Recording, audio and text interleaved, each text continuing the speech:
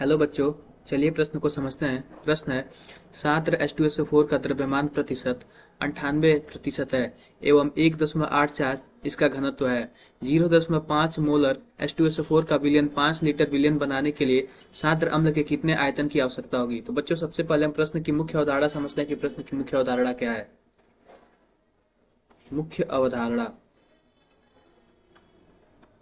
तो बच्चों, इस प्रश्न की मुख्य अवधारणा का जो सूत्र है, जो मुख्य सूत्र है, कुछ इस प्रकार है। M1V1 equal to M2V2, M1V1 बराबर M2V2। तो बच्चों, यहाँ पे हमें M2 और V2 का मान दिया हुआ है। M2 का मान दिया 0.5 और V2 का मान दिया 5 लीटर। हमें हमें क्या निकालना है? हमें V1 निकालना है। हमें V1 क्या कहते हैं?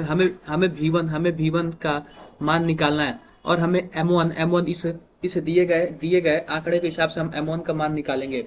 बच्चों, आओ देखते हैं 98%। इसको हम लेते हैं समीकरण फर्स्ट लेते हैं। 98% H2SO4 का मतलब 98 ग्राम H2SO4 100 ग्राम विलियन में घुला है। तो सबसे पहले क्या करते हैं, हम 100 ग्राम विलियन को 100 ग्राम विलियन है उसको हम ml में कन्वर्ट करते हैं। तो बच्चों, हम ये देखते हैं कि घनत्व बराबर द्रव्यमान बटा आयतन होता है। तो हम क्या करेंगे, अगर हम आयतन निकालेंगे तो द्रव्यमान बटा घनत्व करेंगे। द्रव्यमान हमारा दिया हुआ है 100 ग्राम और घनत्व दिया हुआ है 1.84 ग्राम। तो जो अगर हम भाग करते हैं तो आता है मेरे पास 54.34 ml आता है। 54.34 ml आता है। तो बच्चों, अब हम क्या करेंगे, मोलरता निकालेंगे।